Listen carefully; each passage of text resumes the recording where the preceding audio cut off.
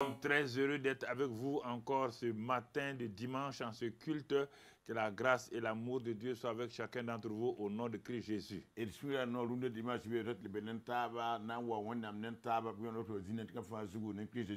Nous vous saluons vous tous. Vous qui êtes ici avec nous à Eden TBI, vous qui êtes à la télévision et vous qui êtes sur les réseaux sociaux. C'est une grâce pour nous de pouvoir réellement partager l'excellente parole de la grâce de Dieu avec vous. Et nous sommes dans ce mois où nous sommes en train de progresser. Et nous allons de l'avant. Et nous avons vu ces 3 dernières semaines 3 éléments principaux. Nous avons vu comment l'impactation de la faveur de la présence de Dieu est manifeste dans la vie de votre environnement et de ceux qui sont autour de vous.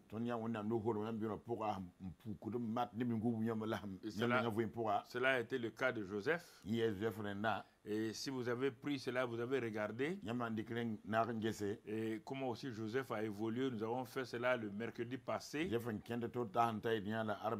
Si vous avez compris cela, vous ne devez pas vous plaindre aujourd'hui. J'ai pris mon propre cas où je pensais que c'était mauvais. Or, Dieu était à l'œuvre. Je pensais que cet échec-là était une mauvaise chose.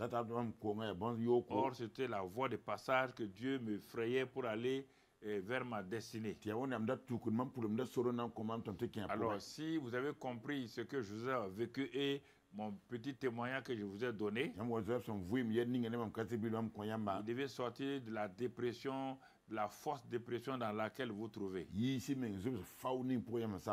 Sûrement vous êtes dans un tournant important de votre vie et l'ennemi est venu faire comme un blocage. Et vous posez la question à Dieu, mais qu'est-ce qui se passe? Quand Dieu reste silencieux, ça veut dire que vous êtes dans la bonne direction, à moins qu'il y ait un péché qui l'empêche de vous parler. Alors, sinon, en dehors de ça, cela veut dire qu'il est en train de vous amener pas à pas. Et nous avons vu cela. Et donc, nous avons vu aussi la faveur de la présence divine dans nos combats. Là, nous avons vu le cas de Moïse et du peuple d'Israël qui sortaient de l'Égypte, qui ont été poursuivis par Pharaon. Et ils sont arrivés à la mer Rouge où il n'y avait aucune issue humaine. Ils ne pouvaient pas s'en sortir. Êtes-vous dans ce cas-là? Il y a une mer Rouge devant vous. Il y a l'armée de Pharaon derrière vous. De chaque côté, il y a une montagne. Et cela ressemble comme un cercueil. C'est pourquoi l'image qui est venue en eux tout de suite là, ils ont dit, n'y avait-il pas de sépulcre en Égypte pour que nous mourions ici dans le désert? Donc il se peut que vous soyez dans cette situation-là. Il n'y a pas d'issue devant vous, derrière vous, à votre droite et à votre gauche. Donc rien ne semble s'ouvrir. Mais c'est en ce moment-là que vous êtes devenu, vous voyez là, l'expérience de Moïse est plus élevée que celui de Joseph. Pourquoi? Car ça c'était un combat tout de suite là. Il n'y a pas à prier, il n'y a pas le temps. Pharaon est là avec son armée. La situation est très difficile. Vous êtes dans une situation vraiment difficile. Vous ne savez quoi faire. Vous ne pouvez pas prier. Vous n'avez pas le temps d'aller jeûner. Rien d'autre. Mais en ce moment-là, la parole de Dieu nous dit, dans le calme et la confiance. Mais si vous n'avez pas été habitué à la présence de Dieu, si vous n'avez pas été habitué donc à cette faveur de la présence de Dieu dans votre vie comme au temps avec Joseph, quand les temps difficiles viennent et ils sont vraiment chauds, là vous ne pouvez pas résister. Le peuple d'Israël connaissait les œuvres de Dieu et Moïse connaissait les voies de Dieu. Donc il connaissait les voies de Dieu, comment Dieu agit. Et c'est pourquoi il sait que Dieu agit parfois dans le silence, parfois il semble ne pas être rapide, mais il est toujours là. Mais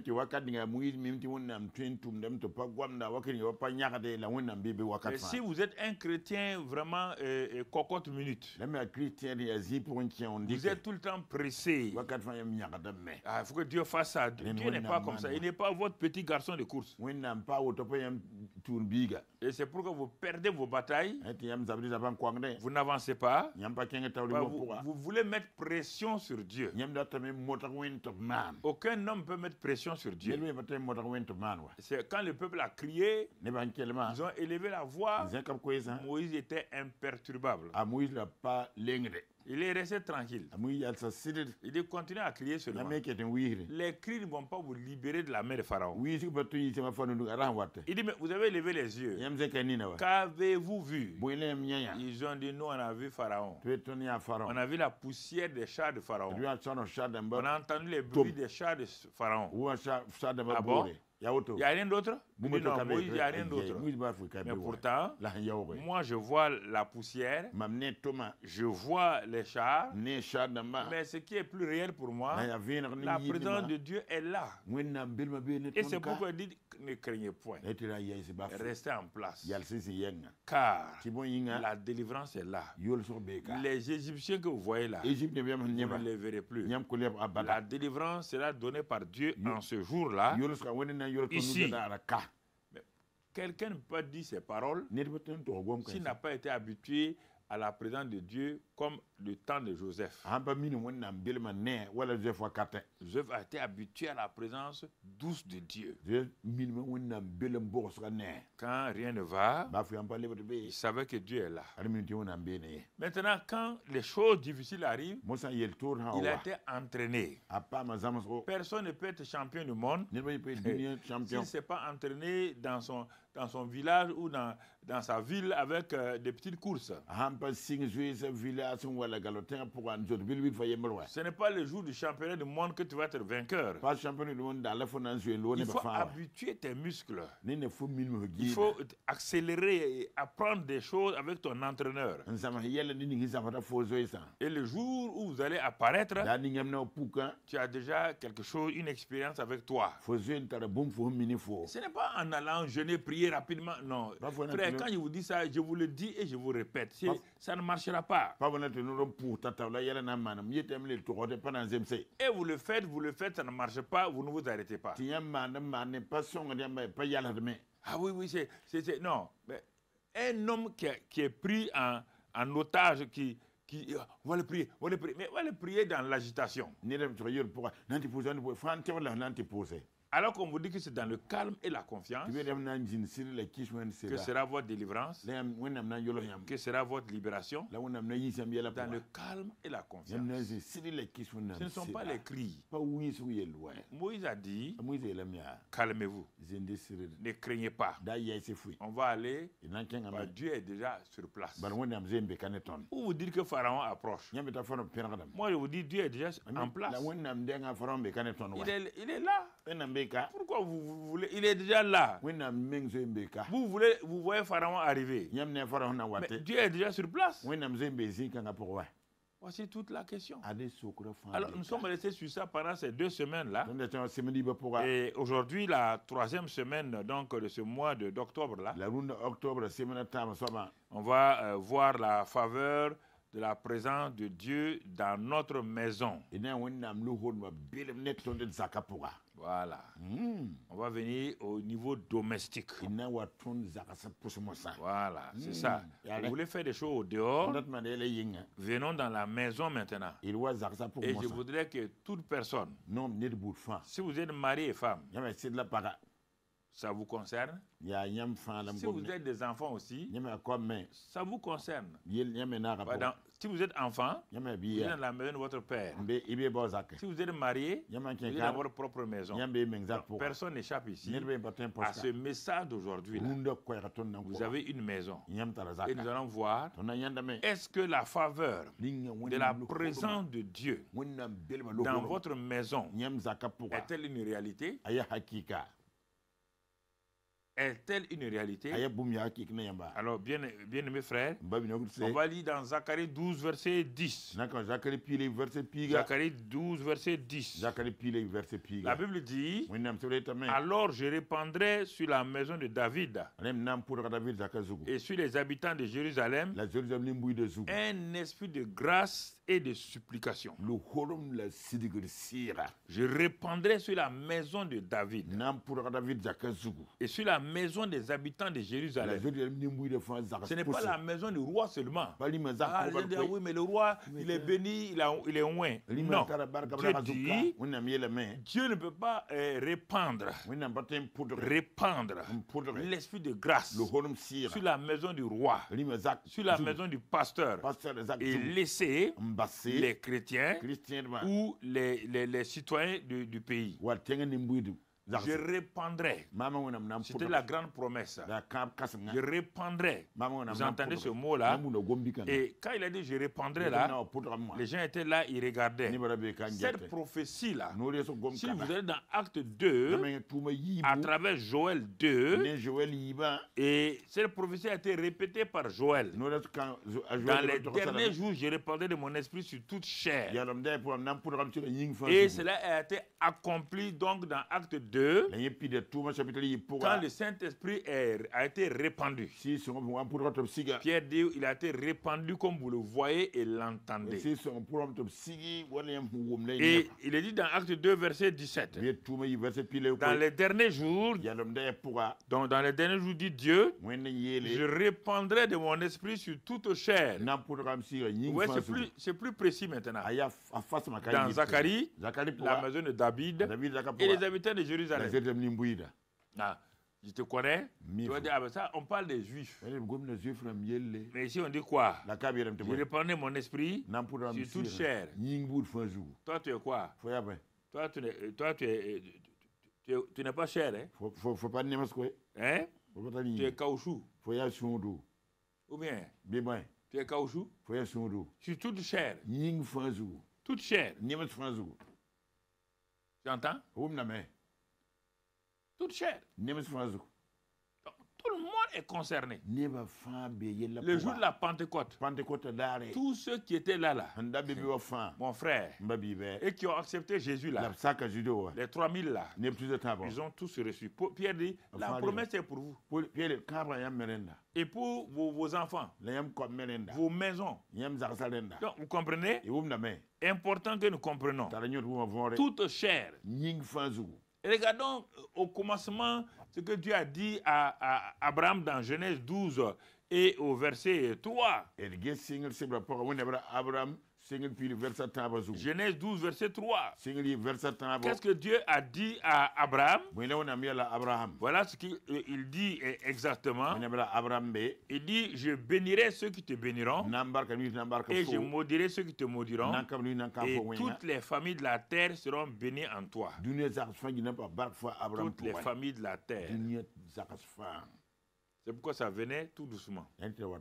Donc dès le départ, tout le monde est inclus. Mais maintenant, comme il a commencé par Israël, maison de David, habitant de Jérusalem, il a continué et il est arrivé dans Joël 2. De Joël 2, maintenant, ça s'est réalisé dans Acte 2. Pierre dit, ce que Dieu a dit à Abraham, qu'il va bénir toutes les familles de la terre. En lui, vous venez de voir maintenant, il a répandu l'esprit de grâce sur toute chair. C'est pour toute chair. Donc déjà ici, personne n'est exclu. Personne n'est exclu. Alors vous devez vous arrêter et réfléchir. Regardez bien. Si, c'est pourquoi dans Galates 3, versets 13 et 14, Paul insiste. Il dit, la malédiction qui était sur nous. Et il dit, mais à Abraham, comme Dieu a dit à Abraham, toutes les familles de la terre seront bénies en toi. Il dit bénies. Cela veut dire que s'il y a une famille de la terre qui a une malédiction et qu'aujourd'hui, la personne se réclame de Christ. Mais la bénédiction est ôtée. Chrétien, n'allez pas tout le temps dire malédiction générationnelle. Ne restez pas dans cette mentalité. Non. C'est ôté. Il dit à Abraham, cette malédiction est ôtée. Et la preuve est que, dans ce même verset 13, 14 là, le Galate là, il est dit, c'est pourquoi l'Esprit Saint est venu. Donc vous voyez, la conclusion est là. La conclusion est là. Parce que Paul dit à tout le monde. Alors, il va répandre son esprit sur toute chair. Toute chair se trouve dans les familles. Et chaque famille a une maison. Alors notre thème de ce matin-là, la faveur de Dieu, de la présence de Dieu dans notre maison. Elle a commencé par quel moyen? Dieu répand d'abord. Il répand. Il répand sa bénédiction sur toute chair. Et les membres d'une famille sont chacun pour sa part chair. Alors, tout le monde est inclus dans les promesses de Dieu. Promesses accomplies et réalisées le jour de la Pentecôte. À travers l'œuvre achevée de Christ. Alors, à partir de ce moment-là, si vous voyez mon frère, ma soeur, écoutez ce que nous avons vu et revu plusieurs fois dans le psaume 5 et au verset 13. Psaume 5, verset 13, il est dit que « Car tu bénis le juste, ô Éternel. Tu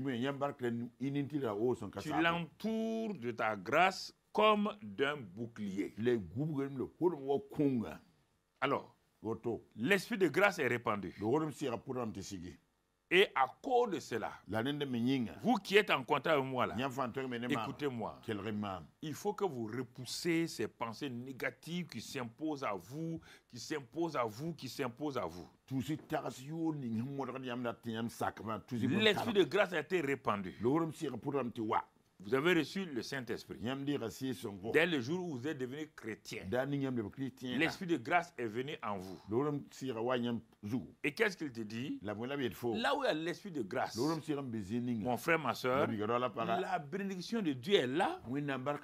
Éphésiens 1:3. Vous êtes bénis de toutes les bénédictions spirituelles dans les lieux célestes en Christ. C'est pourquoi tu es béni. Le juste est béni. Tu as été justifié. Romains 4:25. Par la résurrection de Christ, tu es justifié. Romains 5:1.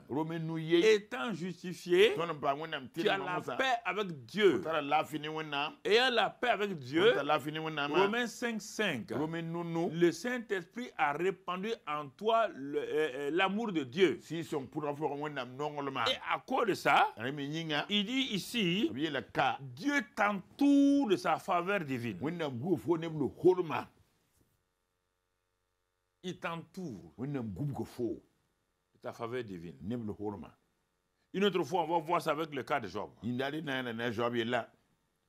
Le cas de Job là, c'est une leçon entre Dieu et un serviteur sur lequel Dieu a parié face à l'ennemi qui voulait dire que non, tous les hommes, lui, il connaît tous les hommes, ils sont mauvais, ils sont traites et tout. Parce que Satan n'aime pas que Dieu entoure les gens de sa grâce. Or, Job était entouré de la grâce de Dieu. Et ce qui faisait que Job était entouré de la grâce de Dieu, Job pratiquait donc le sang. Il pratiquait donc le sang. Tu comprends? Le sang. L'aspersion du sang. L'application du sang. Tu vois. Et à cause de ça, quand ces enfants vont les uns sur les autres, quand ils reviennent à la maison, Job dit, je connais les jeunes gens là. Il doit pécher. Qu'est-ce qu'il fait? Il appelle tous les enfants là, ils viennent. Et qu'est-ce que Job fait? Il fait une prière pour eux. Il égorge un bélier, du moins c'est un agneau. Il verse le sang. Et il sait que Dieu dit que sans effusion de sang, il n'y a pas de pardon des péchés. Dieu dit, quand je verrai le sang, l'ange de la mort va s'éloigner. C'est pourquoi pendant des années, l'ange de la mort qui venait là, qui tournait autour de la maison de Job là, ne pouvait pas l'atteindre. Et Satan l'a dit de sa propre bouche. Quand Dieu l'a demandé, mais je t'ai vu tourner sur la terre, tu cherches quoi? Il dit, je t'ai vu tourner autour de la maison d'un de mes justes appelé Job là, tu cherches quoi? Il dit, mais ce que moi j'ai béni là, tu ne peux rien faire. Vous comprenez? Pourquoi? Mais Job et Satan dit, moi j'ai vu autour de sa maison une haie vive de protection. Mais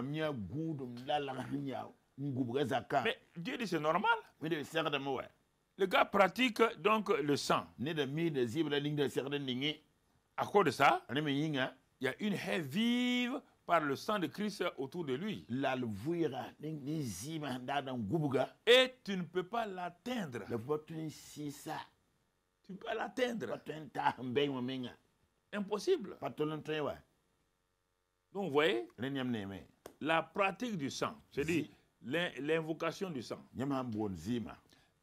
plaider le sang, demander au sang de Christ de vous défendre, de détruire et les œuvres de l'ennemi, ça va vous faire donc régner même dans les temps difficiles. Dans les temps difficiles. Je fais encore une petite parenthèse pour vous expliquer l'application du sang que j'ai déjà répété plusieurs fois. Parce que certains, quand ils écoutent quelque chose, c'est une histoire à leurs oreilles, comme l'histoire des grands-mères là, sur le lion et puis les lions qui ont fait quoi. Ils croient que c'est une histoire bizarre.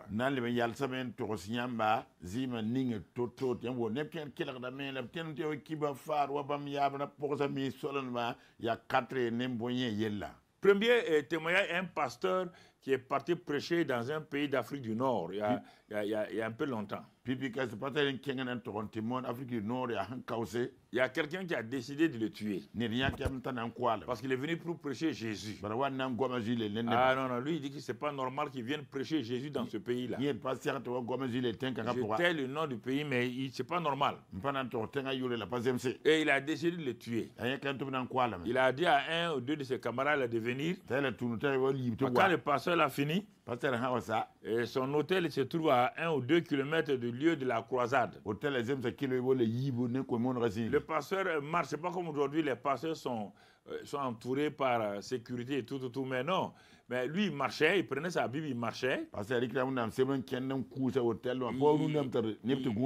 Il murmurait des chants pour aller à son hôtel. Or, la réunion finissait tard, la nuit vers 22h. Alors, cette nuit-là, notre monsieur qui voulait tuer le pasteur s'est accordé à ses camarades. Il y a un endroit qui est un peu où il n'y a pas beaucoup de gens. Ils allaient surprendre le pasteur à cet endroit-là. Et ils vont le poignarder, le tuer. Alors, au moment où ils s'avançaient, arrivés dans cet endroit-là, ils se sont avancés vers le pasteur. Le pasteur n'était pas au courant. Mais brusquement, le pasteur a entendu des cris. Quand il a entendu des cris, il a vu des gens qui couraient. Loin de lui. Bon, il a vu que peut-être il y avait des gens autour de lui, mais qui couraient, qui s'éloignaient de lui. Le lendemain, à la croisade, il a vu un homme grand s'approcher de lui. Il lui a dit, mais pasteur, qui était avec vous hier nuit? Le pasteur dit qui? Il y avait personne autour de moi. Non, l'homme a dit non, non. Non, non, non. Ah, il y avait quelqu'un autour de vous. Hein. Même pas une seule personne. Hein. Le pasteur dit, mais pourquoi vous demandez cette question? Il dit, vous n'avez pas entendu des cris hier nuit? J'ai vu des gens courir. Je ne sais pas ce qui arrivait. C'était moi et mon petit groupe. On était venus vous tuer.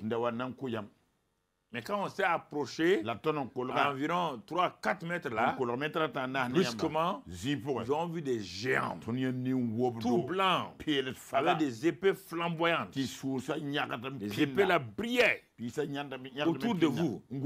Quand ils nous ont regardé, on a été saisis de terreur.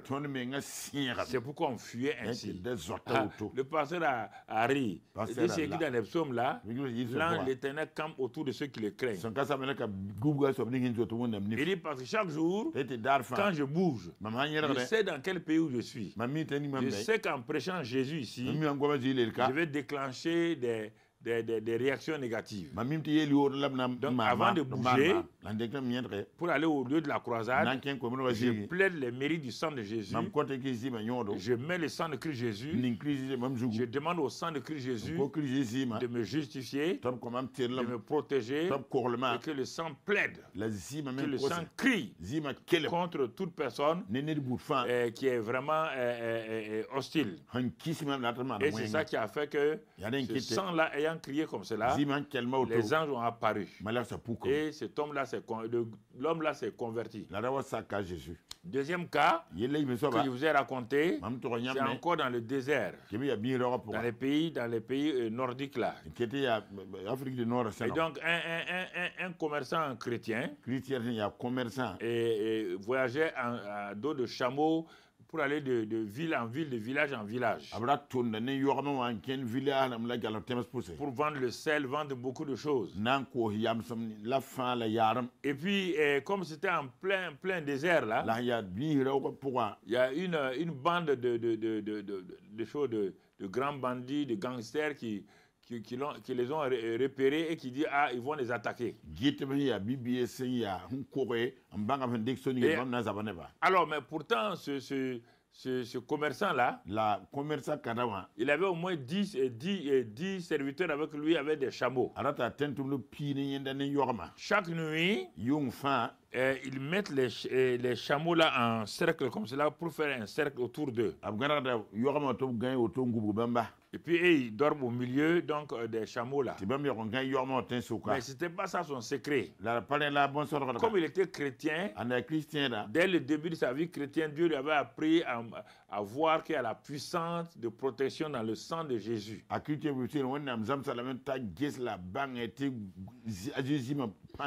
Donc chaque nuit, il invoquait ce sang-là. Il demandait que le sang de Christ donc vienne à leur secours. Que le sang de Christ crie au ciel pour leur protection et tout. Que le sang de Christ s'occupe de leurs adversaires. Et chaque nuit, il dormait, se levait le lendemain, tranquille. Alors, quand les voleurs ont vu ces gens dans le désert là, ils ont dit on va attaquer cette nuit-là. Quand ils sont arrivés, ils voulaient passer. Ils ont fait, quand ils se sont approchés à 1 mètre comme ça, ils ne pouvaient plus avancer.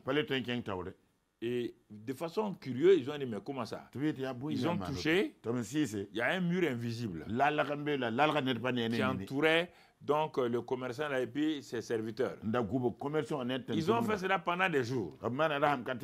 Mais ils ont dit maintenant c'était un peu pour attaquer, mais c'était pour connaître leur secret. Qui est cet homme-là avec ces gens? Il ne voulait plus l'argent. Il voulait savoir quel est le secret de ces hommes-là. Et une nuit, ils sont venus. Ils ont tâté encore le mur là. Et arrivé à un endroit, il y avait comme un trou. Ils sont rentrés par là-bas. Ils ont réveillé le chef là. Le chef a eu peur. Il dit non, on va pas vous tuer. On est venu vous demander. Depuis une semaine, nous vous suivons. On n'arrive pas à pénétrer. Il y a un mur invisible autour de vous. Mais pourquoi aujourd'hui, il y a un trou dans ce mur-là et nous avons pu passer par là-bas? Le commissaire a dit, vous avez vu? Il a dit à ses serviteurs, vous avez vu, hein? On était tous fatigués. Fatigués. Cette journée a été un voyage dur. Le soleil, le manque d'eau. Quand on est arrivé là, on voulait dormir. Personne ne tenait. Chacun a murmuré une petite prière là. Bon, comme ils disent que Dieu les protège tous les jours là. Non, il dit à chaque jour suffit sa peine. Vous m'entendez? C'est ce que vous faites? Comme chaque jour là, Dieu nous protège. Attention, hein? Un seul jour peut être fatidique pour toi. Un seul jour peut être dangereux pour toi. Comprenez? On n'a pas prié complètement. C'est une prière inachevée. Une prière inachevée. Qui n'est pas finie. Une prière qui n'est pas finie. Et c'est comme si on a construit un mur qui n'est pas fini. Voilà, donc c'est comme si ils ont laissé une fenêtre. Donc, vous comprenez? J'ai donné ça comme exemple pour continuer. L'esprit de grâce permet que le sang sur lequel vous basez votre vie là, Dieu vous entoure de cette muraille de grâce et vous protège et vous conduit. Par exemple, je donne un exemple terre à terre pour t'expliquer encore. Par exemple, tout le monde est né avec une intelligence. Tout le monde est né avec une intelligence. Mais là, ce n'est pas suffisant pour être quelqu'un. Tu comprends? Il faut maintenant que cette intelligence-là soit activée. Activée par quoi? Par la connaissance qu'on va venir mettre en toi. Donc, quand l'intelligence reçoit la connaissance-là, l'intelligence commence à se développer pratiquement. Il y a des pousseurs de chariots qui sont très intelligents. Peut-être vous les voyez dans les rues de Ouagadougou ou d'ailleurs là, vous les méprisez. C'est un des plus grands savants de votre pays, mais l'intelligence qu'il a là n'a jamais été activée par la connaissance.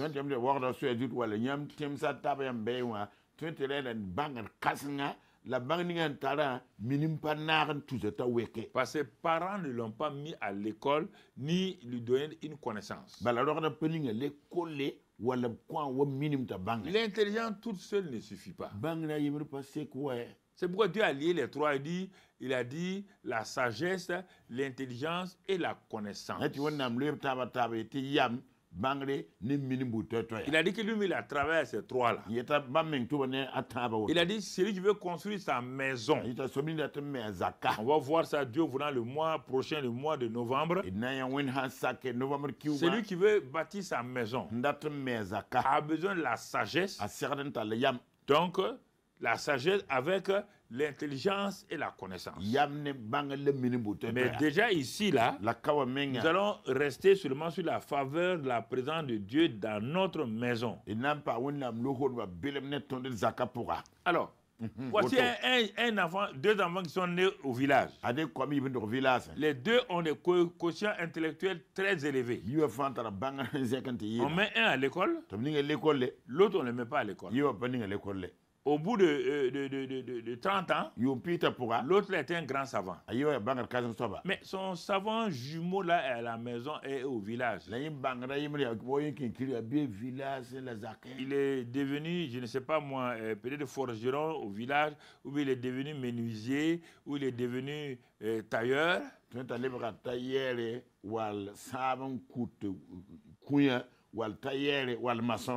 Même quand, regardez, même quand il n'a pas étudié là, il est tailleur là, ou bien maçon là, quand il construit ta maison, tout le monde dit, hey, le petit a une sagesse. Hein. Il a une intelligence. Hein. Mais ça n'a pas été développé. Il a toujours une intelligence brute. C'est ça qui se passe dans le monde. Tout ce qui n'a pas été activé. La présence de Dieu est avec vous permanemment. Mais si vous ne l'activez pas, vous ne recevrez rien. Un autre vient, il active la présence de Dieu et il avance. Les frères de Joseph n'étaient pas... si Joseph devait être roi quelque part, Dieu a préparé une chose pour chaque frère de Joseph. Et c'est la méchanceté, la jalousie. Il y a des gens comme ça dans nos églises. Ils ne font rien, mais quand Dieu élève quelqu'un, Dieu bénit quelqu'un, c'est critique, c'est jalousie, c'est insulte, c'est diffamation, et il trouble les familles comme cela.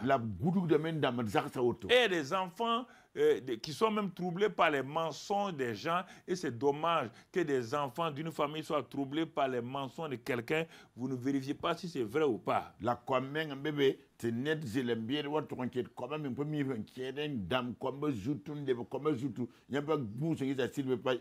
Vous vous asseyez comme ça, vous ne saluez plus les gens. On a entendu ça, ils ont dit ça sur nous. Êtes-vous sûr qu'ils ont dit? Les avez-vous vus dire? Non. Ah non, c'est l'autre qui a dit. Hein? L'autre là, tu ne sais pas qu'il ment? Les plus grands menteurs sont les gens qui sont en boubou bazin. Les plus grands escrocs, ce sont les porteurs de cravates. Tu ne sais pas ça? Il faut que vous soyez sage là. On a dit que l'autre a dit comme ça sur moi, l'autre femme a dit ça sur moi, l'autre homme l'a dit ça sur moi. Tu es sûr de cela? Toute la question est là. Les frères de Joseph, Dieu a une destinée pour chaque être humain. Il dit que le ruisseau de Dieu est plein d'eau. Tu comprends? Le ruisseau de Dieu est plein d'eau. Il y a un enfant qui partait avec son verre plastique à la mer là. Il a levé l'eau de la mer là. Il jouait avec ça, il versait dans un trou qu'il a fait dans le sable. Bon, le soir quand il devait, ses parents ont dit on part à la maison. Il dit à papa, lui il a peur hein. Peut-être lui, peut-être avec l'eau, toute l'eau qu'il a enlevée là, peut-être la mer là va sécher. Ses parents ont pleuré, ont ri. Il dit petit là, ce que tu as fait là, ça ne change rien à la mer. La mer là, c'est vaste. La grâce de Dieu est vaste. On dit vaste plutôt que les océans. Tu comprends? Profond plus que les mers. C'est ça la grâce de Dieu. Ça ne peut pas être épuisé. Tu n'as qu'à venir avec des barriques de makwala. Tu as vu la veuve, non? Dès que le moment où elle a accepté la parole de Dieu, son vase a été connecté à l'huile du ciel. Même si elle a amené tous les vases de la terre là, les vases là seront remplis. Crois cela au nom de Christ Jésus. Commence à accepter ces choses là au nom de Christ Jésus. Ne te laisse pas déborder. Fils et filles de Dieu, ne vous laissez pas décourager par les paroles humaines, les paroles des gens. Les gens vous mentent, ils vous disent n'importe quoi. La connaissance que tu intègres là va permettre à ton intelligence de se développer et tu vas avoir des résultats, une réussite complète. Il en est de même, mon frère, pour ce que Zacharie 12 dit, l'esprit de grâce et de supplication est répandu sur ta maison. Et la grâce de Dieu t'enveloppe. Mais la grâce de Dieu t'enveloppe.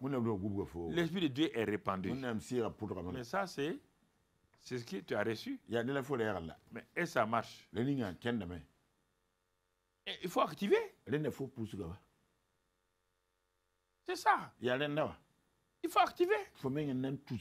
Mais toi, tu ne veux pas activer. En tout cas, Dieu va venir. Dieu t'a déjà donné des choses. Alors, reconnais. Nous devons aujourd'hui apprendre à reconnaître la présence de la faveur de la présence de Dieu avec nous, dans nos maisons, partout où nous sommes. Regardons dans 2 Samuel 6.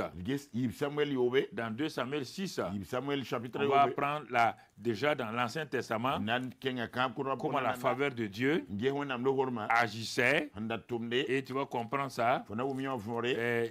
On parle d'une arche. Dieu est un Dieu intelligent. Il commence par des choses qu'on voit de nos yeux pour comprendre. S'il dit aux premiers hommes la présence de Dieu, ils ne comprennent pas. C'est comme l'homme est tombé. Il a fait fabriquer par Moïse une arche de bois. Une caisse. Il a dit, bon Moïse, tu vois cette caisse-là. Désormais, en haut de la caisse-là, ma présence va venir. Donc regarde bien, hein? Ça veut dire que désormais, en haut de cette caisse-là, il y a la présence de Dieu.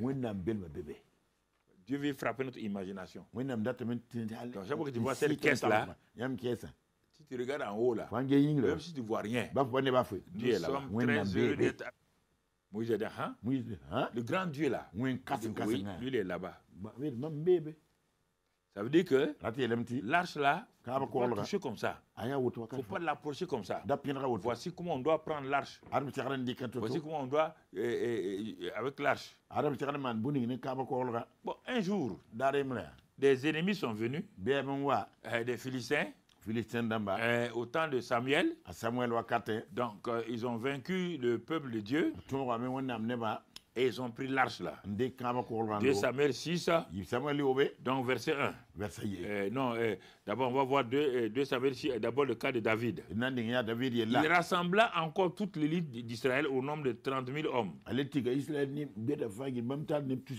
Donc David dit qu'il va faire monter l'arche de Dieu là. Et il va maintenant moderniser. Et il a fait char et tout autour. Ils ont mis l'arche de la présence de Dieu là sur le char. Or, avec ça, les animaux là, ça a commencé à faire tituber la charrette là. Et il a mis des jeunes gens pour garder. Il y a un des jeunes qui est zélé, Uza, il a étendu sa main, il a touché l'arche. Le feu de Dieu est tombé sur l'homme. Il est mort, raide mort. 2 choses. David se fâcha contre Dieu. Il s'est mis en colère. Il dit, David fut irrité de ce que l'Éternel avait frappé Uza d'un tel châtiment, verset 8. Deuxièmement, David eut peur de l'Éternel en ce jour-là. Alors comment il va avancer? La présence de Dieu est dans l'arche. Écoutez-moi bien. David est en train de transférer de l'arche là pour l'amener vers sa maison. Et en plein milieu, il y a eu cet incident. Maintenant David est troublé. Mais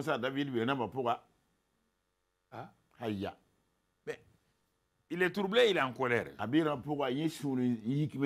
Il faut savoir faire les choses de Dieu selon les termes de Dieu. Dieu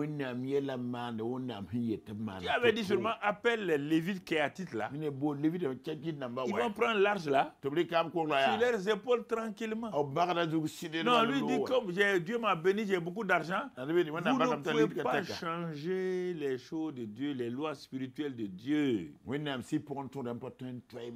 Ne vous aventurez pas à ça. Les lois spirituelles de Dieu sont éternelles. On ne parle pas de la loi de Moïse. La loi de Moïse a été donnée toujours pour 400 ans, 500 ans. Les gens l'ont établi jusqu'à la venue de Jésus. Mais les lois spirituelles sont liées au fonctionnement du monde spirituel de Dieu. Donc en ce moment-là, quand Dieu dit ça c'est ma présence, on ne peut pas toucher la présence de Dieu comme on veut avec n'importe quoi. Alors, qu'est-ce que David va faire? Quand la peur vient, la colère vient, vous abandonnez vos projets. Et c'est dommage. Vous arrêtez les bons projets, vous êtes fâché contre Dieu, vous ne venez plus à l'église, et ce qui était saint là, vous allez le mépriser. Elle a dit, bon ok, comme c'est comme ça là, comme Dieu même est contre moi là, bon, il a regardé, il y a une maison qui était à côté là. Il dit, c'est la maison de qui? On ne connaît pas son nom. Hein. Poussez l'arche là, mettez dans la maison là-bas. Ils ont mis l'arche là-bas. Regardons mon frère. Il est dit, verset 10, David ne voulut pas retirer l'arche de l'Éternel chez lui. Chez lui dans sa maison là. Et il l'a fait conduire dans la maison d'Obed-Edom de Gad, dans la maison de Obed-Edom. La faveur, la présence de Dieu. David a fermé la porte. Parce qu'il a posé un acte que lui-même, la faute vient de lui. Si c'était repenti sur le plat devant tout le monde, il faut continuer avec ça. Mais il a eu peur, il s'est mis en colère, il a fermé la faveur divine. Et il a ouvert la faveur divine à cet homme-là, Obed-Edom là. On n'a pas le temps. Même quand on est venu retirer l'arche là, vous regardez, dans la suite là, ses enfants, ses petits-enfants ont été élevés. Faites une étude sur ça. Comprenez? Et ensuite, l'arche de l'Éternel resta 3 mois dans la maison. Nous parlons de la maison d'Obed-Edom de Gath. Et l'Éternel bénit Obed-Edom et toute sa maison. Là où il y a l'arche de la présence de Dieu, la bénédiction est là. C'est pourquoi je parle de bénédiction, de la faveur et en même temps de la présence de Dieu. Regardez, quand la faveur de Dieu est là, la faveur de la présence de Dieu, la bénédiction qui est là. Donc le ciel qui est ouvert sur vous là, la bénédiction commence. En 3 mois, on vient dire au roi David, l'Éternel a béni la maison d'Obed-Edom et tout ce qui est à lui à cause de l'arche de Dieu. Donc arrêtez-vous là. Quel est votre respect de la présence de Dieu dans votre vie? Voilà toute la question est là. Allez jeûner et prier comme vous voulez. Si vous méprisez, vous n'avez pas de crainte de la présence de Dieu, rien ne se passera. Absolument rien. Je vous en prie, je vous en supplie, n'écoutez pas les gens.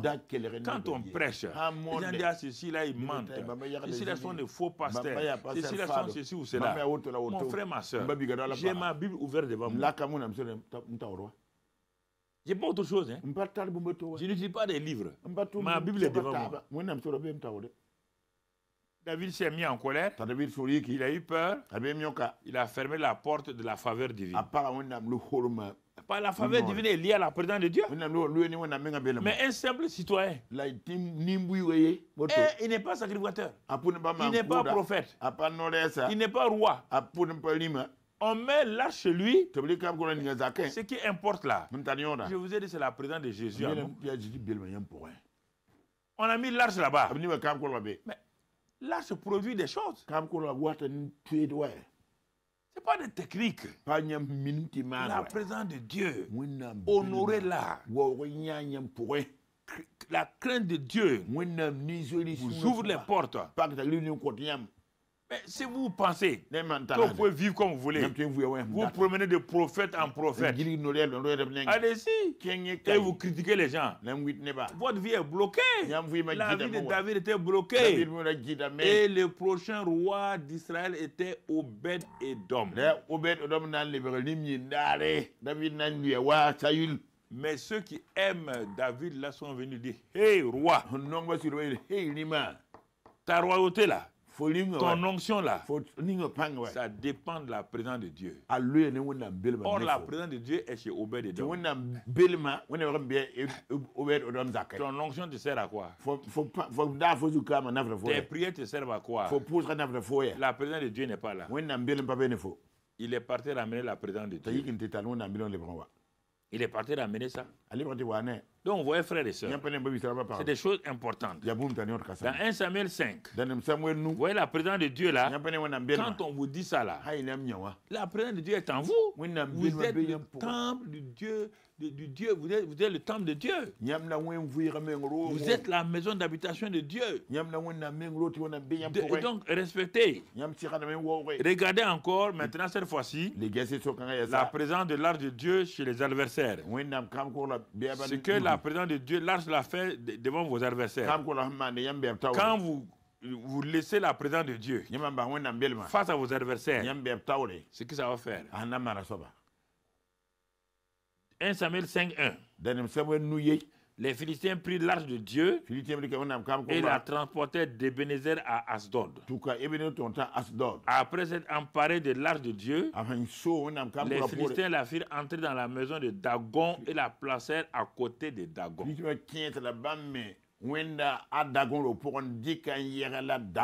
regardez, et eux, ils ne craignent pas Dieu. Ils ont un autre Dieu. Et ils prennent l'arche de Dieu, l'arche de la présence de Dieu, pour aller mettre à côté de leur fameux Dieu Dagon. Ils ont réduit Dieu à une simple mode de terre, une simple statue Dagon. C'est pourquoi, vous qui êtes en contact avec nous là, si vous amenez le grand Dieu là à l'image de vos ancêtres, nos ancêtres, les ancêtres ont créé. Si vous amenez le grand Dieu là, avec vos fétiches, comment des modes de terre, comment des rivières ou des montagnes peuvent remplacer Dieu. Mais parfois vous êtes des fous.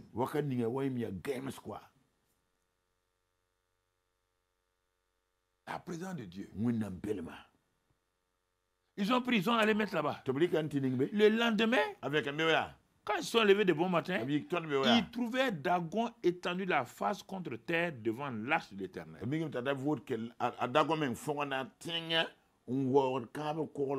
Tous les dieux de cette terre-là se prosternent devant, plient genoux devant le nom de l'Éternel.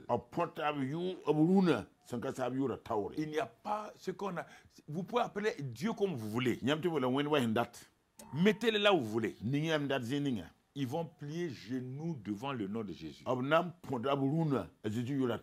nom dans les cieux, sur la terre, sous la terre, plie genoux devant le nom de Jésus. Si chrétien, vous pouvez réaliser cela. Vous avez la présence de Dieu en vous. Quelqu'un vient devant vous. Il s'appuie sur des fétiches, des sorciers. Et vous tremblez. Ce qui veut dire que vous n'êtes même pas conscient de la réalité de Dieu en vous. Vous n'êtes pas conscient? Pas du tout. Pas du tout. Une fois, je voyageais. Quand j'étais à l'ONAC, on a commencé l'ONAC. Donc, dès qu'on est arrivé, on a commencé l'ONAC. Il y a un expert belge qui est venu pour aider pour les affaires de commerce extérieur. Il voulait voir comment il peut aider nos industries qui démarraient. Donc le DG m'a dit de l'accompagner à Banfora pour qu'il voit la Sosuco et puis les grands moulins. On a pris le train, on est arrivé à Banfora, la Sosuco, ils nous ont bien reçus. Et quand on a fini la mission, on a pris l'autre train qui revenait encore vers Ouaga. Dès qu'on est rentré dans le train là à Banfora, avant qu'on arrive à Bobo, j'ai dit au monsieur là, on va aller, comme c'était le train express là, il y a un bar où on peut boire des coca, des choses, n'importe quoi, même manger.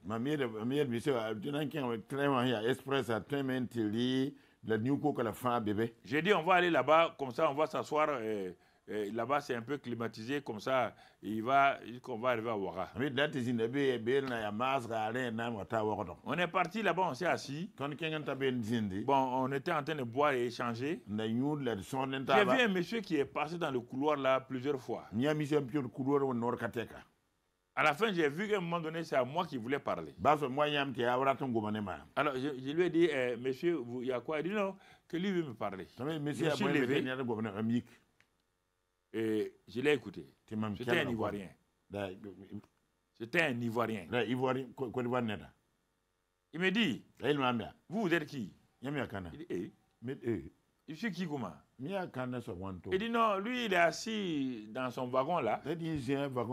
Quand je venais à le blanc là, je suis dans l'avion, dans le train là, il a vu une lumière ronde au-dessus de ma tête. Il a regardé, il dit c'est qui ça? Bon, comme je suis rentré, la lumière restait. Et puis je suis allé avec le blanc, la lumière, lui il dit il va aller voir. Il est venu quand il m'a vu assis encore, la lumière est sur moi comme un arc-en-ciel. C'est pourquoi il a dit il me demande qui je suis. Moi aussi je lui demande qui il est. Ah, il a dit que lui, il est christianiste céleste. Il dit, il y a quoi? Il dit, que quand quelqu'un a une présence de Dieu réel là, c'est comme les démons, ils voient. Les filles de Séva ont vu que ces gens-là n'ont pas l'esprit. C'est ça. Les démons ont dit, toi tu es Jésus, le Fils de Dieu. Ils connaissent. Il dit, il dit, mais vous êtes béni, hein? Je lui ai dit, il est à Abidjan. Donne-moi votre adresse. Moi, je vais venir à Abidjan. Je vais venir vous parler de mon Dieu là. Puisque nous, et les descendants à Bobo, nous, on a continué. Quand je suis allé à Abidjan, il a dit que lui, il travaille au plateau. Je suis allé au Trésor. Plateau. Je suis allé là-bas, j'ai cherché. On m'a dit qu'il est mort même pas la semaine dernière. Vous comprenez? Ce n'est pas la première fois. Plusieurs fois comme cela, soit des anges, moi accompagné, des gens ont vu. Il ne faut pas être content là. Chacun de voir ça. Mais vous êtes là comme des aveugles.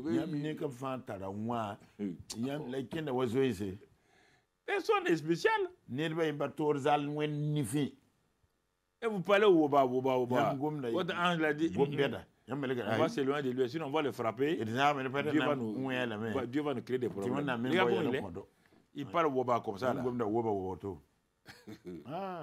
C'est ça. Tu comprends? Dagon. Ils l'ont pris encore, ils mettent en place. Le lendemain, ils sont venus. Dagon maintenant, il est tombé, la tête coupée, ses deux mains coupées, et il ne restait que le tronc. Un Dieu sans tête et sans bras, ça peut aider qui? Donc, vous voyez, frères et sœurs, qu'il faut comprendre. La présence de Dieu. Les démons ont peur. La présence de Dieu, quand il pénètre sur quelqu'un, comme Obed-Edom, la présence de Dieu partout où vous êtes conscient. Je suis conscient quand je rentre quelque part, je dis, oh Saint-Esprit, allons. Toi, tu ne dis pas ça, hein? Non, non, toi, ne dis pas ça. Toi, tu dis Saint-Esprit, arrête-toi à la porte. Tu vas rentrer tout seul. Parce que je vais faire là, c'est pas bien. Arrête-toi à la porte là. Quand je vais finir, on va aller. C'est terrible. Hein? 1 Samuel 7. Ouais, bien encore. Les gens de Kirjut Jérim vinrent et firent monter l'arche de l'Éternel. Hein? Parce que pourquoi? Verset 2, c'était l'arche de l'Éternel est restée 20 ans au dehors. Et toute la maison d'Israël poussa des gémissements vers l'Éternel. Il dit, il veut l'arche de Dieu. Samuel ne dit pas question. Hein? L'arche de Dieu ne viendra pas parmi vos idoles. Là. Si vous voulez l'arche de Dieu là, donc enlevez vos idoles. Et l'arche de Dieu viendra. Et vous allez aller de l'avant. Donc, je vous parle de la présence de Dieu déjà dans l'Ancien Testament à travers une simple caisse. Aujourd'hui, c'est vous la caisse de Dieu. C'est vous. Vous êtes une caisse vivante. Mais vous ne croyez pas. Votre manière de vous asseoir là, vous ne croyez même pas en vous-même. Regardez comme vous êtes assis là. Regardez comme vous êtes assis là. Hein? Regardez. Certaines maisons sont sans espoir.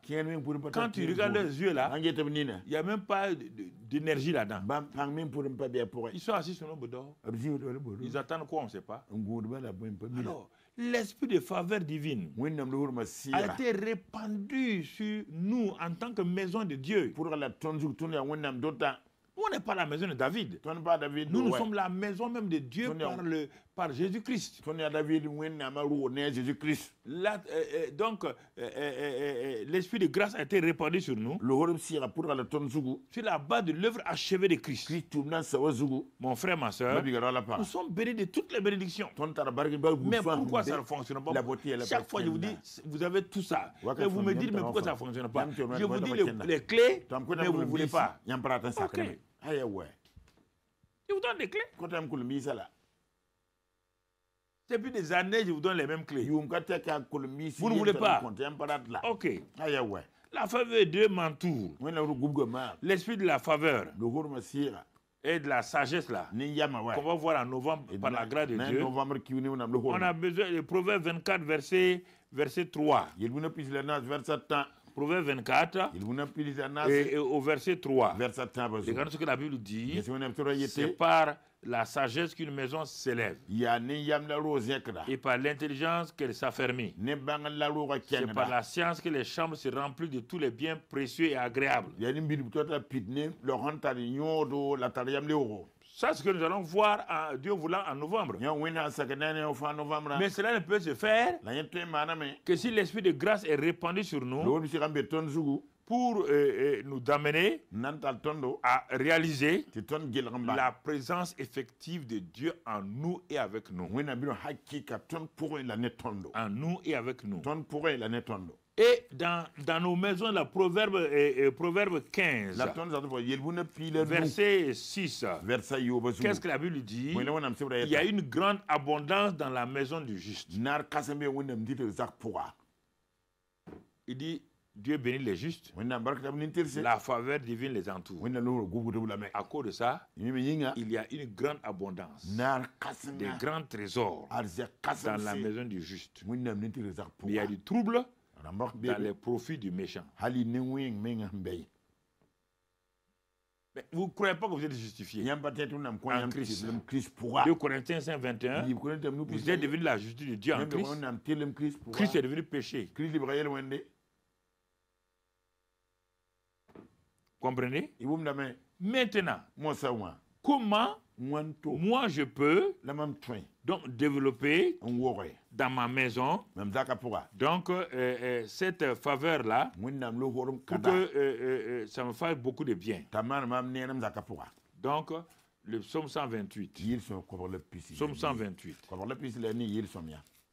Regardons bien, tous les membres de la maison sont concernés. 1. On commence par l'homme, le mari. Heureux tout homme qui craint l'Éternel, qui marche dans ses voies. On commence par le père de famille. jeunes gens, nouveaux mariés, jeunes mariés, de 0 à 55 ans, les Joach B, les Joach quoi. Voilà. Vous tous là, regardez ce que Dieu vous dit. Pourquoi vous n'avancez pas? Heureux tout homme qui craint l'Éternel, qui marche dans ses voies. Regardez. Premier résultat pour toi-même. Tu jouis alors du travail de tes mains. Tu es heureux, tu prospères. Ça, c'est pour les maris. Vous êtes assis là. Les nouveaux mariés là. Les nouveaux mariés. 0 à 15 ans ou 0 à 40 ans là. Regarde ce que Dieu te dit. Regarde ce que Dieu te dit. Tu jouis du travail que tu fais là. Que ce soit au gouvernement, que ce soit au travail personnel. Tu jouis alors du travail de tes mains. Tu es heureux, tu prospères. Ça, c'est l'homme qui a conscience de la présence de Dieu. Qui sait qu'il y a la faveur divine liée à la présence de Dieu. Et qui décide à cause de ça de marcher dans la crainte de Dieu comme Joseph. Tu as vu? L'œuvre des mains de Dieu prospérait. Tout ce qui touchait prospérait. Ah non, on va faire tel projet. Ça ne marchera pas. Tu jouis alors de travail tes mains. Tu es heureux, tu prospères. Ça, c'est le mari. Et la femme. Verset 3. Ta femme est comme une vigne féconde dans l'intérieur de ta maison. La fécondité, ce n'est pas avoir des enfants seulement. Hein. Tout ce que ta femme entreprend là, elle est sous un mari qui est heureux, qui prospère. C'est normal. La prospérité du mari, la prospérité spirituelle, la prospérité physique du mari va descendre sur la femme. Et c'est pourquoi elle est comme une vie féconde qui donne son jus, qui donne son vin précieux, qui donne tout. Ça, c'est la femme. Jeune marié. Regardez. Est-ce que tu as rendu ta femme comme une vie féconde? Est-ce que tu as rendu ta femme comme une vie féconde? Voilà. Rends ta femme comme une vie féconde. Et amène-le au restaurant du vin nouveau. Comme ça, ce sont ceux qui ont rendu leur femme comme une vie féconde là, qui ont le droit d'amener leur femme au restaurant du vin nouveau. Sinon, il faut les chasser. Il ne peut pas venir boire du vin nouveau. Non. Donc c'est ça. Troisièmement, tes fils sont comme des plantes d'olivier autour de ta table. On n'a pas le temps d'étudier tous les éléments de la vigne et tous les éléments de l'olivier. Ouais. Dieu est fort, quoi. Vigne féconde. C'est normal. La fécondité est pour la femme. Physiquement déjà. Et dans tous les domaines. Mais regardez, les enfants sont des plantes d'olivier. Ils se reproduisent et c'est eux qui ramènent toute votre postérité jusque loin. Il y a l'huile. Autour de ta maison. Oui, les trois, les membres de la famille. C'est ça la faveur divine dans la maison. On va aller vite pour ne pas. Écoutez, c'est ainsi qu'est béni l'homme qui craint l'Éternel. La bénédiction commence par le mari. Pas par la femme, hein? Par le mari. La femme, les enfants. Maintenant, si la femme refuse de jouer son rôle, elle arrête la fécondité à tous les points de vue. Si une femme, elle va arrêter la fécondité pour elle-même et pour ses enfants. Si les enfants aussi, arrivés à un âge où ils connaissent la vérité, arrêtent à cause de leur acte là, ils arrêtent Donc l'huile de la bénédiction sur leur vie. L'huile de la faveur divine ne coulerait pas sur eux. Donc vous comprenez? Donc, si vous comprenez ça, ça va vous aider. Ça va vous aider à aller de l'avant. Alors, regardons toujours le psaume 112, verset 1. Heureux l'homme qui craint l'Éternel encore, qui trouve un grand plaisir à ses commandements. Ça, c'est les maris encore. Sa postérité sera puissante sur la terre. La génération des hommes droits sera bénie. Et il continue, il a dans sa maison bien-être et richesse. Dépend du père de famille. Et sa justice subsiste à jamais. La lumière s'élève dans les ténèbres pour les hommes droits, pour celui qui est miséricordieux, compatissant et juste. Heureux l'homme qui exerce la miséricorde et qui prête, qui règle ses actions d'après la justice, car il ne chancelle jamais. La mémoire du juste dure toujours. Il ne craint point des mauvaises nouvelles, même quand ça arrive dans la famille. Son cœur est ferme, confiant à l'Éternel. Son cœur est affermi, il n'a point de crainte. Parce qu'il met son plaisir à regarder ses adversaires. Il fait des largesses et il donne aux indigents. Sa justice subsiste à jamais. Sa tête s'élève avec gloire. Le méchant le voit et s'irrite. Et il grince des dents et se consume. Les désirs des méchants périssent. Ça, c'est la prospérité même du chef de famille. À tous égards. Tous égards. Tous égards. Mon frère, ma soeur. Proverbe 15, 25. Proverbe 15, 25. Regardons encore. On va arrêter là d'un moment à l'autre. C'est tellement long. 15, 25. Regardez ce qui est dit. L'Éternel renverse la maison des orgueilleux. Mais il a affermi les bornes de la veuve. Tu comprends? Proverbe 15, verset 25. Tu vois? Ensuite, Proverbe 3, verset 33. Proverbe 3, verset 33. Qu'est-ce qu'il dit là-bas? La malédiction de l'Éternel est dans la maison du méchant. Mais il bénit la demeure des justes. Regardez. Psaume 115, verset 14. Psaume 115, verset 14. Tout ça, c'est pour que vous compreniez. On dit, ah non, on a prié, on ne comprend pas, il n'y a rien. Tu n'es pas maudit. C'est parce que, garçon, tu ne crains pas Dieu. 115, verset 14. Il est écrit, l'Éternel vous multipliera ses faveurs à vous et à vos enfants. Ah. Il va multiplier. Proverbe 12, verset 7. Proverbe 12, verset 7. Je vous lis ça pour que vous compreniez. Proverbe 12, verset 7. Et renverser, les méchants ne sont plus. Et la maison des justes reste debout. Au moment où les événements viennent pour renverser les maisons, c'est les maisons des méchants qui sont renversées et la maison des justes reste debout. Proverbe 14, verset 11. Proverbe 14, verset 11. Tout ça, c'est la maison des méchants sera détruite, mais la tente des hommes droits fleurira. Fleurira. Ésaïe 32, verset 18. Ésaïe 32, verset 18. Regardons ce que la Bible nous dit. Est-ce que tu peux, toi-même, tu protèges ta maison?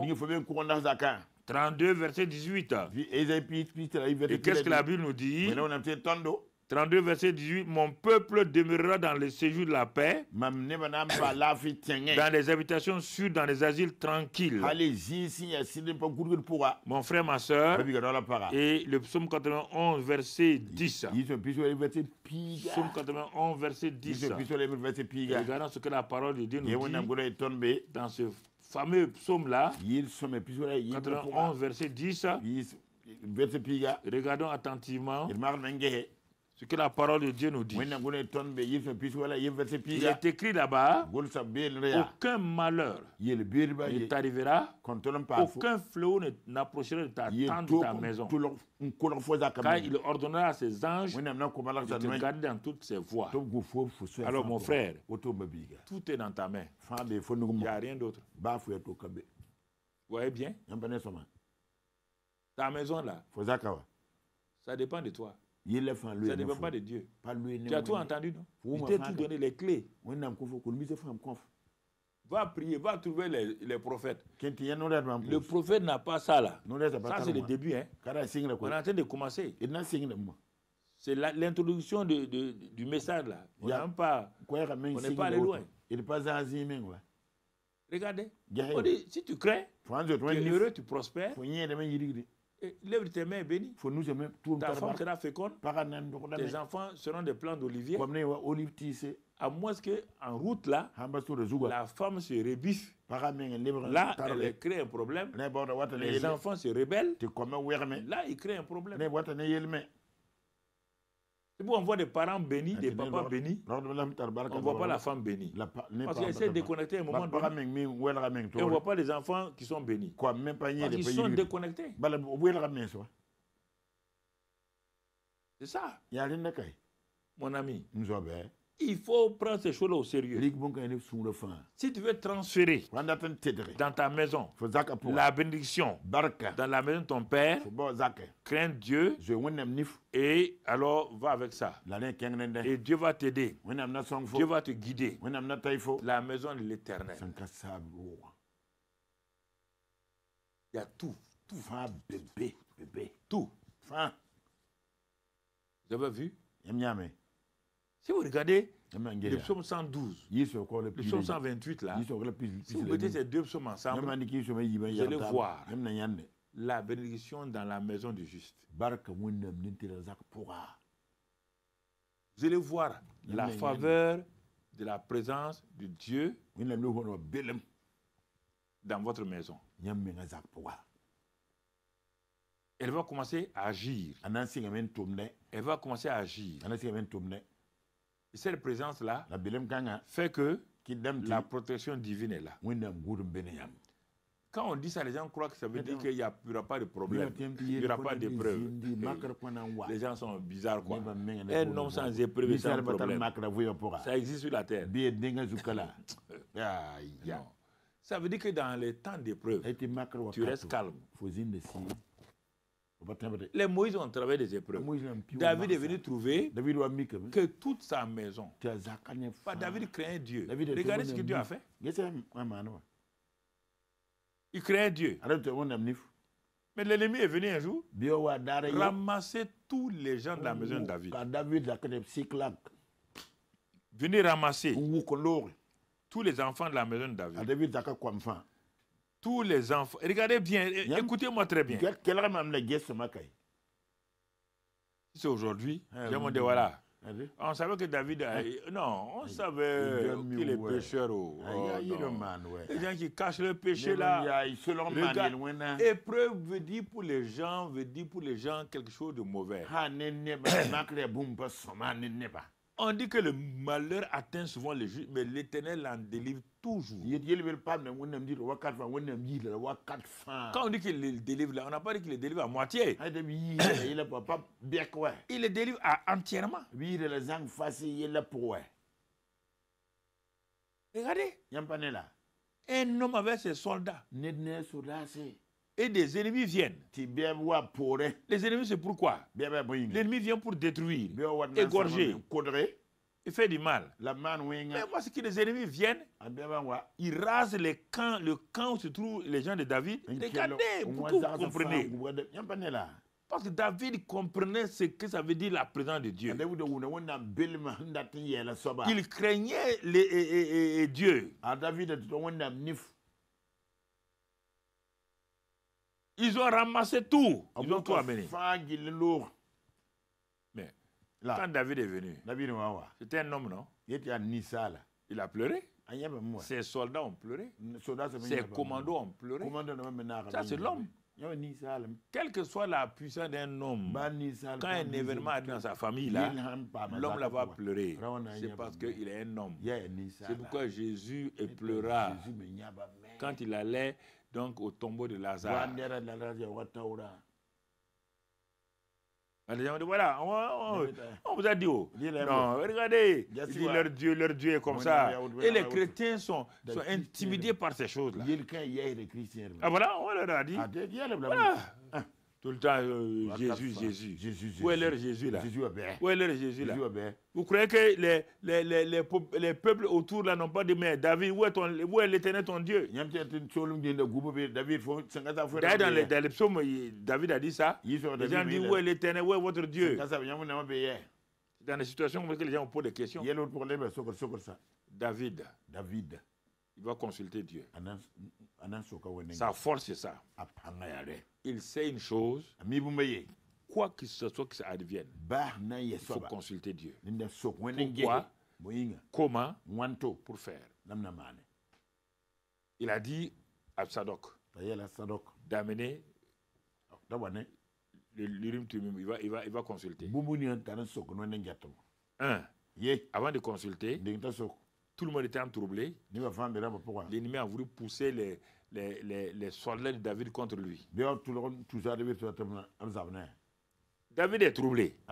Vous êtes troublé.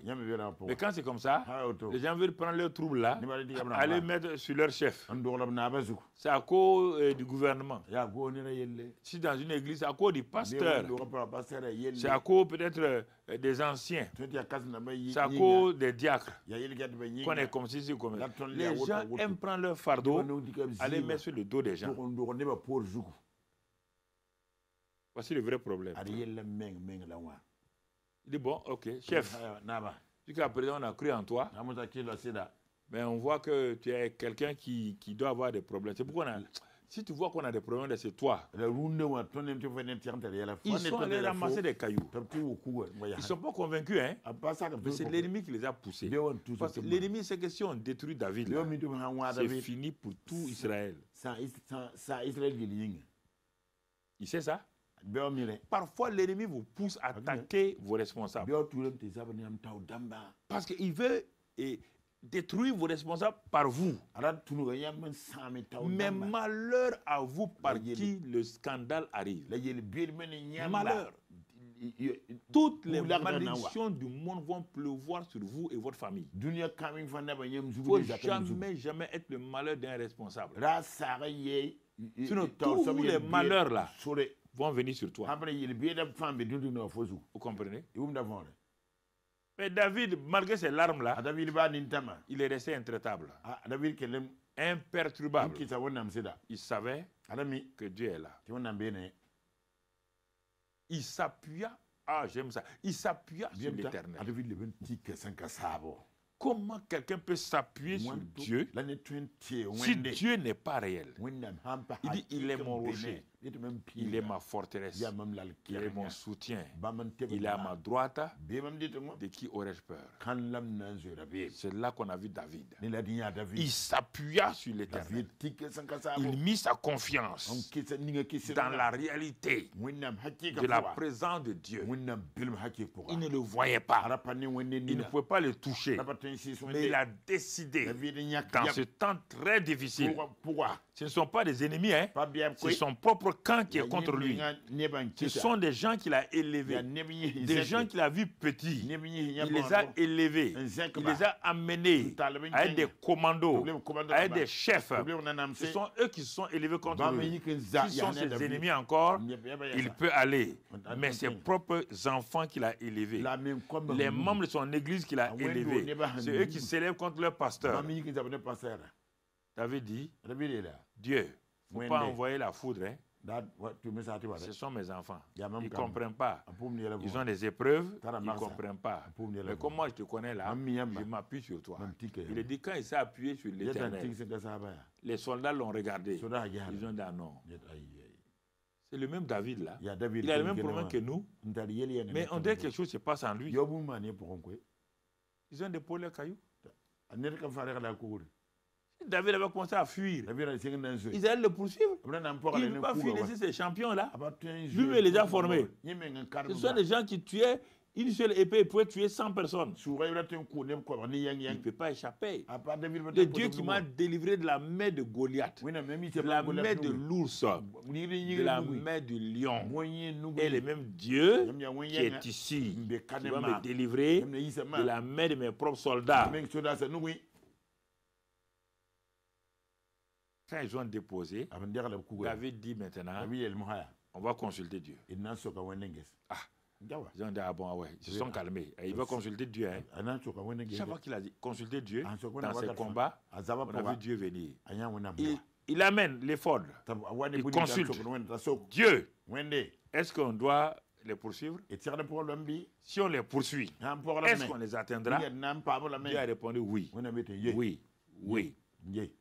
Est-ce qu'on va ramener? Dieu a dit oui. Allez-y. Regardez. Ils les ont poursuivis. Ils les ont touchés. Et ils les ont vaincus. Même pas un seul cheveu d'une femme, d'un enfant n'a été touché. Il dit David ramena tout. Que la faveur de la présence de Dieu ramène tout dans votre maison. Que tout ce que vous avez perdu là, dans ce mois-là, et dans le mois qui vient là, tout ce que vous avez perdu, du point de vue santé, du point de vue professionnel, du point de vue physique, du point de vue relation, du point de vue des enfants, que la faveur de la présence de Dieu ramène tout au nom de Christ Jésus. Que tout vous soit restitué au nom de Christ Jésus. Que la paix revienne encore chez vous. La santé divine vous restaure. La grâce de Dieu vous restaure.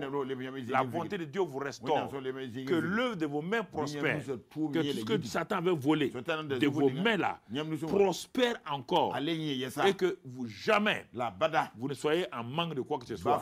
Car l'Éternel est votre berger. Vous ne manquerez de rien. Il a promis d'être avec vous et sa grâce est suffisante. Il vous conduit, il vous guide et vous ne regrettez rien. Sa présence est avec vous. Répentez-vous seulement. Si vous n'avez pas craint l'Éternel, si vous avez murmuré, demandez à Dieu de vous pardonner. Et prenez la Sainte Seine. La Sainte Seine de la présence de Dieu. Quand vous allez avoir la coupe là dans vos mains, Seigneur, que ce sang que je vais boire là soit le sang de la restauration de ma maison, de mon foyer, de mes relations avec ma femme, mon mari, de mes relations avec mon père, ma mère ou bien mes enfants, etc. Ce sang-là a pu réconcilier. Tenez le verre en main. Ce sang a réconcilié Dieu et la terre. Ce sang a réconcilié les Juifs et les païens. Ce sang-là maintenant que je vais boire, Seigneur, par la foi, réconcilie ma maison, réconcilie mon travail, tout ce que j'ai perdu. Ce sang-là restaure tout. Dans le nom de Christ Jésus. Merci Père. Sois béni, sois loué. Au nom de Christ Jésus. La grâce de Dieu est avec vous. La faveur de la présence de Dieu vous accompagne dans vos maisons. Vous qui êtes dans vos maisons, elle descend sur vous. Vous qui êtes sur les réseaux sociaux, la présence, la faveur de la présence de Dieu vous enveloppe maintenant. Et dans cette semaine-là, témoignez. À témoigner d'ici et d'ailleurs, cette présence-là vous fera du bien, va vous restaurer, va vous libérer, va vous guérir, va vous donner tout ce dont vous avez besoin. Au nom de Christ Jésus, j'ai parlé, cela est accompli, que toute la gloire vienne à Jésus-Christ. Amen. Amen. Amen. Amen. Et Amen. Amen. Gloire. Gloire à Jésus.